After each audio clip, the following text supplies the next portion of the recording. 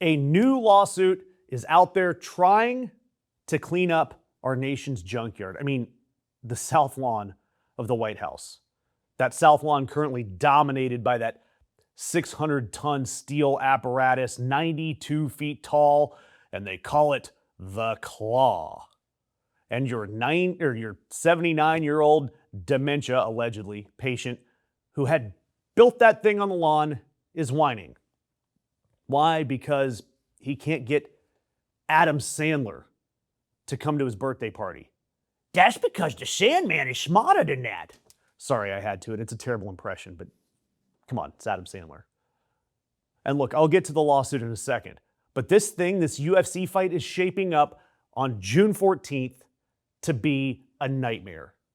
Jabba the Trump is turning 80, and his dream of going full-blown President Dwayne Elizondo Mountain Dew Camacho will move a step closer to reality. They've got that $60 million steel claw on the lawn where presidents have hosted Easter egg rolls, and Trump's threatening to keep it permanently there. The plan is for the fighters to walk directly from the Oval Office to the Octagon. You've got that 92-foot monstrosity. Weigh-ins are going to be at the Lincoln Memorial because nothing honors Honest Abe like two men in a staring contest standing there in their underwear. And after this whole thing is over, just replacing the torn-up White House grass is going to cost taxpayers $700,000. $750,000 in sod. So in turn, to celebrate Trump's birthday, UFC's Dana White went all out to try to fill these celebrity seats. He's been bragging about a guest list, and he listed them all out to Time Magazine: The Rock, Adam Sandler, Jared Leto, Jason Statham, Tom Brady, Guy Ritchie, and AC Slater himself, Mario Lopez. Awesome to the max. It's a murderer's row of A-list star power. One problem. The responses, they've been coming back, and they sound a lot like that State Fair lineup. The Rock, his reps, not coming. Adam Sandler, he's not coming. Jared Leto, not coming. Mario Lopez, who's openly conservative, who you'd think would at least make an appearance, isn't coming. They've sent out 300 celebrity invites, and so far we've seen that the marquee names are treating Donald Trump like he's leaking plutonium. Though the rumors are that, judging by the smell, Trump is leaking something. But think about how hard you have to whiff to lose The Rock. The Rock will show up to the opening of an envelope. He'll host a podcast, a tequila launch, and a Super Bowl all in the same damn weekend just to get his face out there.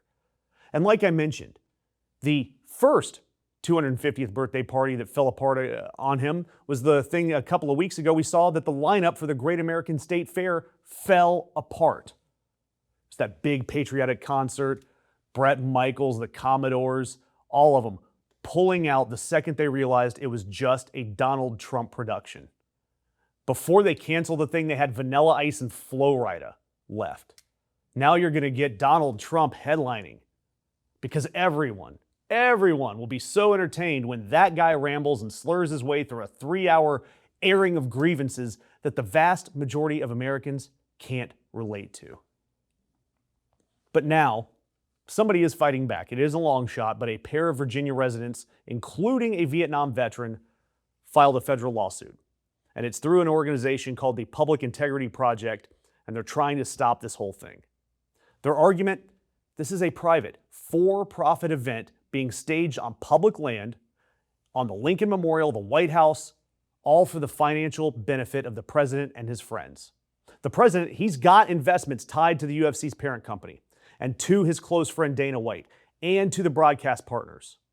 And we've seen no congressional sign-off, no environmental review, just this unprecedented pay for access to the people's house. Of course, the White House, they've said that this lawsuit's obstructionist, baseless, and dilatory, which is a lot of expensive words for how dare you try to stop Donald Trump's quest to become the single tackiest human ever to live.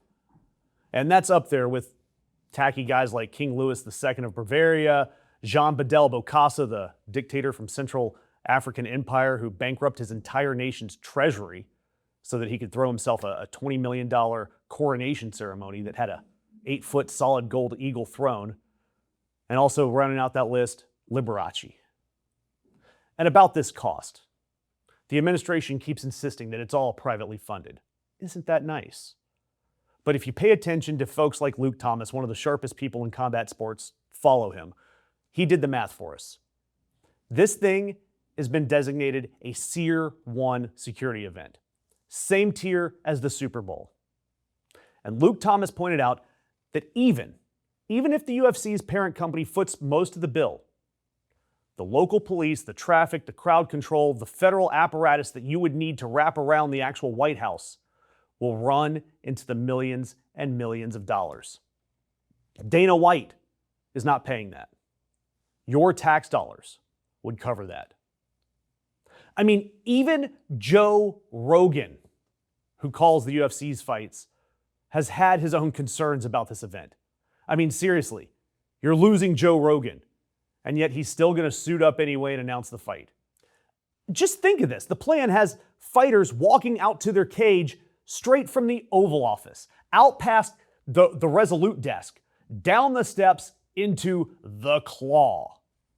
And that ignores the gnat problem because Trump paved over the Rose Garden, so you have bugs everywhere.